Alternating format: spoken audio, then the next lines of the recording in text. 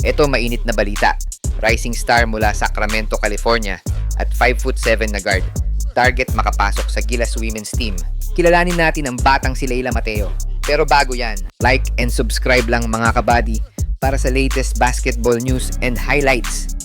Isa sa mga pinaka-promising na manlalaro na lumahok sa programa ng SBP na NBTC ay si Leila Mateo, isang 16-year-old na batang manlalaro mula sa Sacramento, California.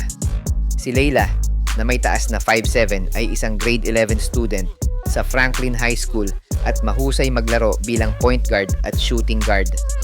Noong March 2024, naging bahagi siya ng Phil National Team A sa National Basketball Training Center o NBTC, isang grassroots development program ng SBP. Ang karanasan ni Leila sa NBTC ay isang malaking hakbang para sa kanyang basketball career.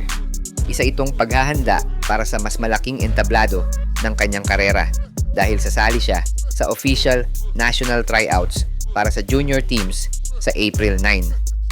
Pangarap ni Leila na maglaro para sa Philippine National Team. Bukod sa basketball, si Leila ay may iba pang interes, partikular sa pagiging multi-sport athlete. Nakapag-receive na siya ng imbitasyon upang maglaro para sa isang top-tier high school team sa Manila. Ngunit ayon sa kanyang ama, ang kanilang pangunahing layunin ay makapasok muna sa Philippine National Junior Team. Nagplano din ang pamilya Mateo na i-participate si Leila sa Patafa National Open sa susunod na buwan bilang bahagi ng kanyang pagsasanay sa sprinting at middle distance running. Determinado si Leila na magtagumpay at makapagsimula ng isang matagumpay na karera sa basketball.